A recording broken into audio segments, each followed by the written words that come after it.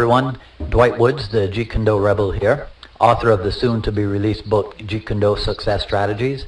And in today's video, I wanted to share with you some of the insights that I've gained over the past few years that have given me a whole new understanding and appreciation for our art of Jeet Kune Do.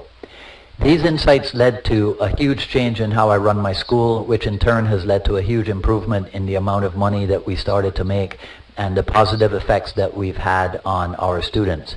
My greatest hope is that by the end of this video series, you too will have gained some new insights, and the same thing will happen to you. You will have found something that you can use to improve what you're doing in your Jeet Kune Do career, whether you're a seasoned school operator, you're just starting out, or you're even still on the fence about turning pro. This is video number 1 of a 4-part series, and this first video is entitled 3 Reasons Why Bruce Lee is Not the Father of MMA. First off, let me explain to you how I got to this point. Almost 30 years ago, at the start of my career as a Jeet Kune Do instructor, I had the crazy idea that I didn't have to know anything about how to run my school as a business. All I pretty much had to do was rent a space, put up a sign, and automatically people would flock to my location. Had I continued on that path, I doubt very much that I'd be here talking to you today. I would probably have had to close my school and taken up a job again in the airline industry or something like that.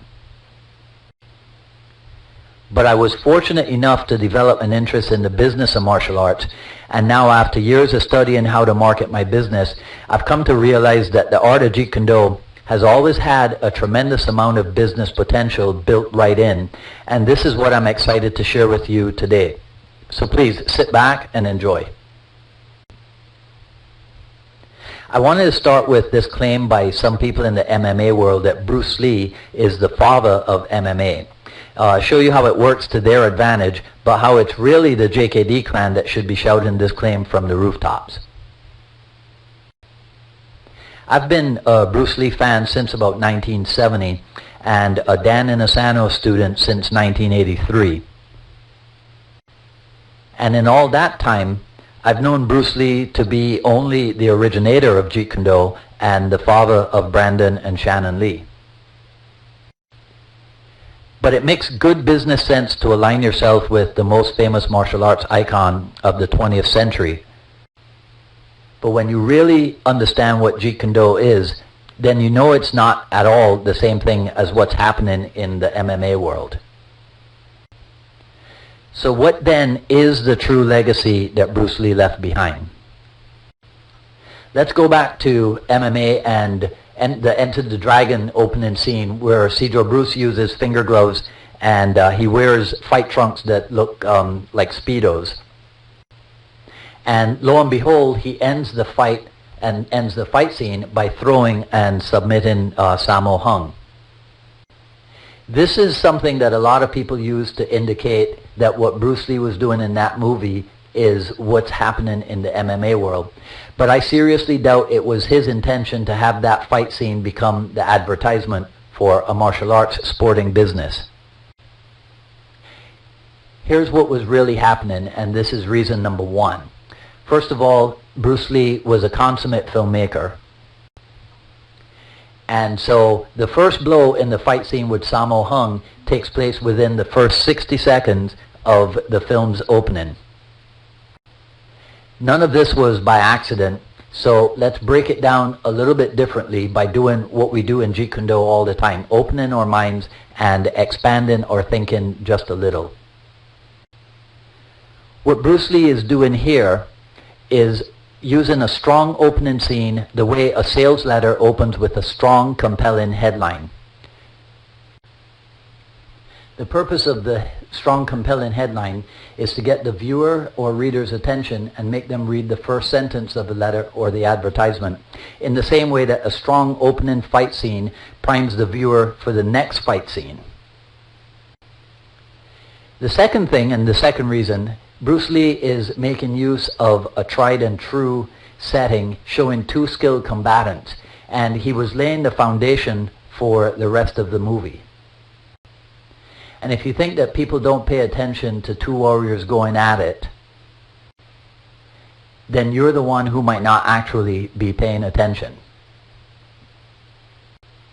So try this experiment for yourself. Say the name Russell Crowe and ask anyone to name the first movie that comes to mind. Invariably, a very high percentage will say Gladiator. And why is this? It's because everyone likes watching a good fight, and the two-man battle is a staple in the human psyche. There's something primal about it, and it taps into that primitive instinct that we all possess. Well, Bruce Lee understood all of this and used that opening scene in Enter the Dragon to wake the audience up, grab them by the throat, and drag them into his movie. And he didn't let go until the final fight scene. To take this back to business, a good sales letter will do the exact same thing.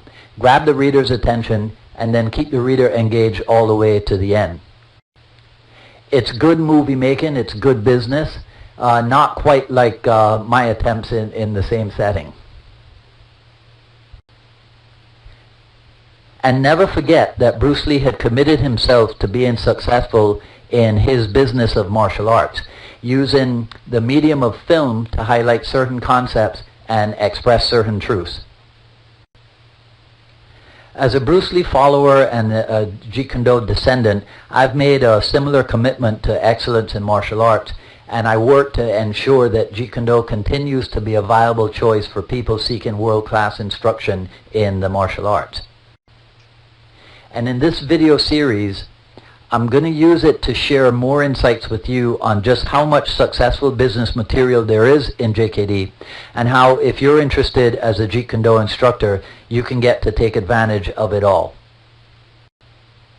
So if you haven't yet registered at the JeetKuneDoSuccessStrategies.com website, do so now, and you'll get full access to this information on how to apply the hidden secrets of Jeet Kune Do in your martial art business, and you'll also be alerted when the second video is ready for viewing. I hope you enjoyed this first video in the series. Feel free to like and comment below, and I'll see you in the next video. This is Dwight Woods, the Jeet Kune Do Rebel, signing off.